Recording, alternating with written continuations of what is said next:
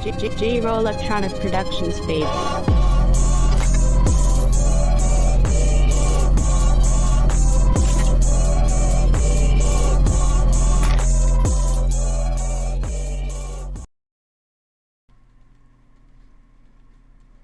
Welcome to DEMOCREPUBLIX, where we cover the real news that matters to we the people.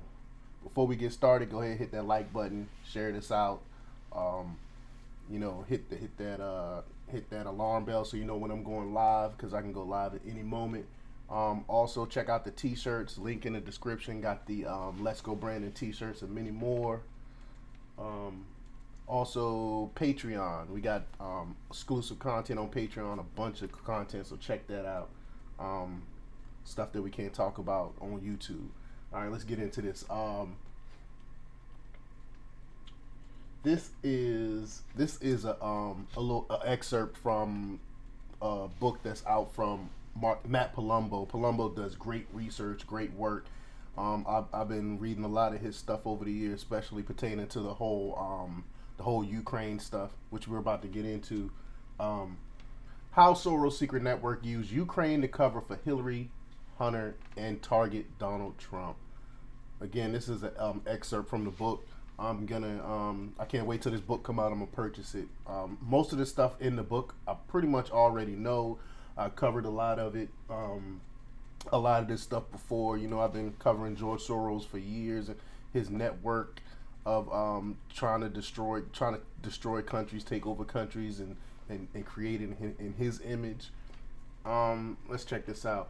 In 2014, Soros International Renaissance Foundation (IRF) and its grantees were active supporters in the creation of the Anti-Corruption Action Center of Ukraine and Power NGO.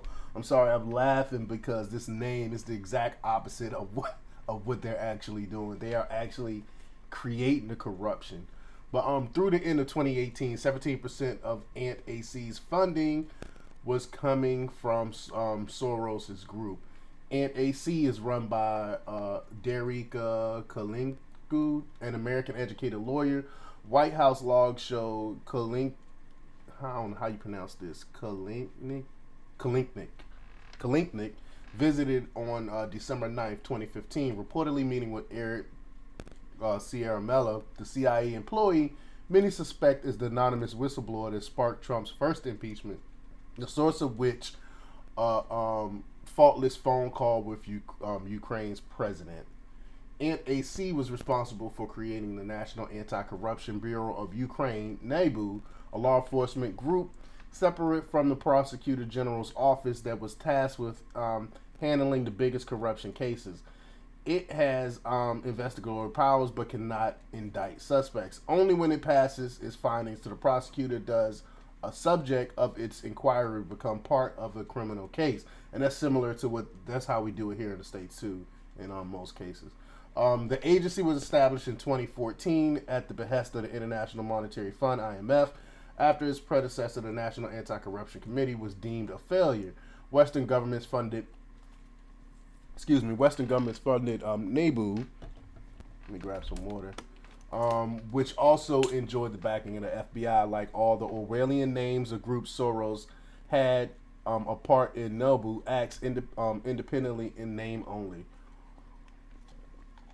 And that's what I was alluding to. They always do the exact opposite of what they say they're going to do. They do it all the time, like with the Patriot Act. The Patriot Act was one of the most anti-patriotic things that ever that government has ever passed.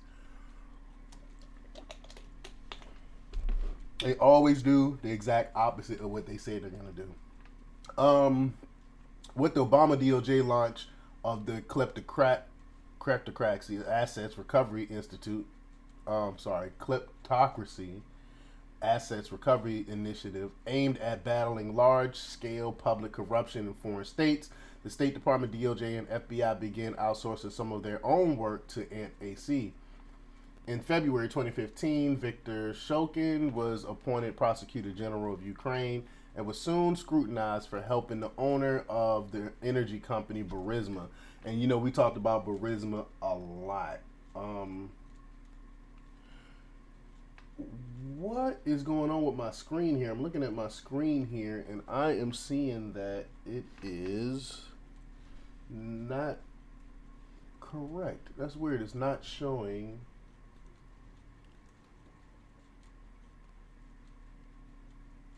I have it on the wrong screen. Hold on, give me 1 second. Sorry about that, y'all. Got it on the wrong screen here.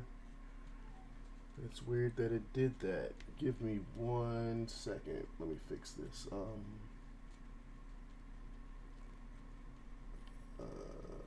Display. That's weird that it's showing the wrong display.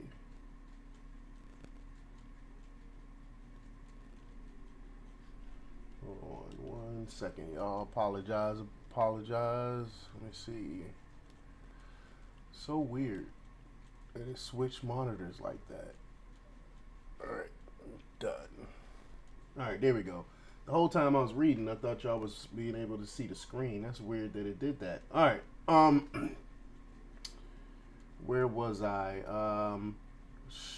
Shokin attempted to begin a probe with Burisma. Yeah, I talked about that. This never materialized because Joe Biden, then vice president, threatened to withhold a $1 billion loan to Ukraine, and we went over that. It's basically talking about how he bragged about, saying, look, y'all need to stop this investigation, or you're not gonna get the $1 billion that we said we're gonna give you. You don't believe me? Call Obama. You know what I'm saying? Basically admitting to the dirty stuff that he was doing. But Biden insisted the U.S. wanted Shokin removed over corruption concerns shared by European Union, but it's in tapes released by Ukraine lawmakers Andriy Dikrit, Biden and Poroshenko revealed that the Ukrainian president admitted to doing Biden's bidding. The quid pro quo is proven.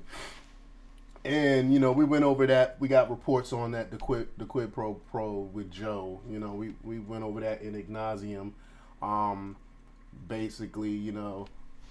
Basically telling him, hey, drop this investigation or you ain't getting this money. And nothing happened to Biden. In fact, he became president after this, which goes to show that government really is not trying to stop corruption. Where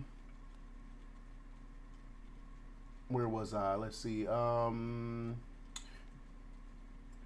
Derek would later be punished for allegedly exposing Biden's call with Poroshenko. After the audio was made public, Poroshenko's successor, Vladimir Zelensky, called for an investigation into the recordings.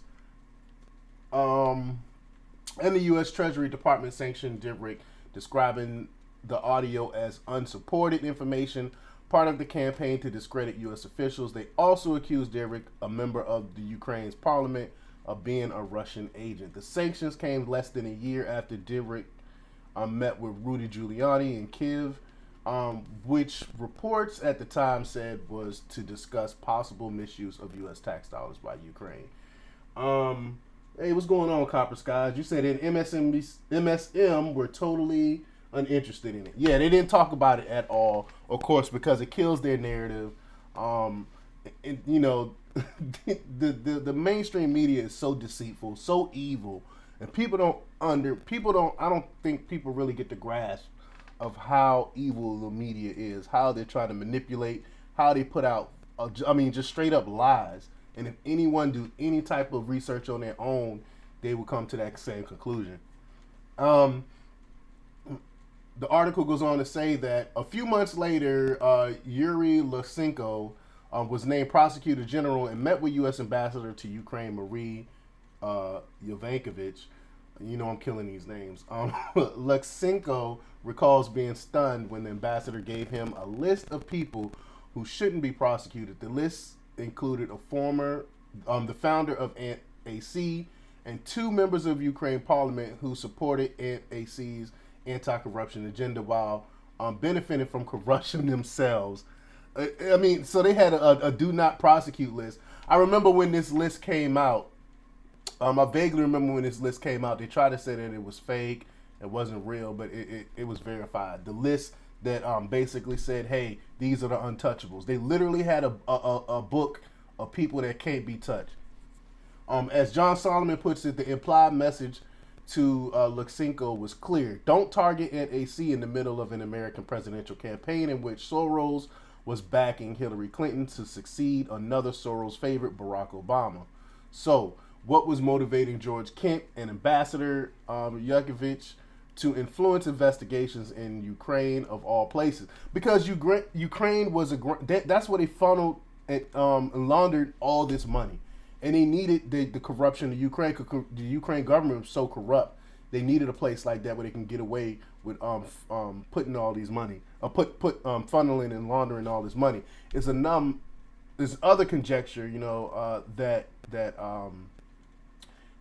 Hillary Clinton's have servers there. A bunch of other servers are hidden there in Ukraine with a bunch of information. There's speculation there. I got no facts to prove those, but it's just some stuff that's out there. An investigation into AC could expose the whole chest of secrets, the least of which being that they are not all concerned about corruption like they claim. That's true. It's the exact opposite of what they say they were doing. The hunt for an information that could possibly damage President Trump or anyone connected to him was now on. And again, that's a great. I can't wait for this book to come out. I'm gonna get it as soon as it come out. I apologize at the beginning of this how I had the page jacked up. Apologize, but y'all get the gist of it. I suggest y'all to get it. Again, the book is by Matt Palumbo. It's called The Man Behind the Curtain: Inside Secret Network of George Soros. I'm gonna get it as soon as it come out because y'all know I'm on George Soros. Let me know what you think. Leave your comments down below.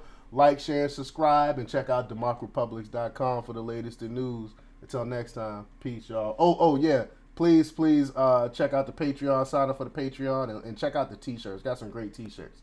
Until next time.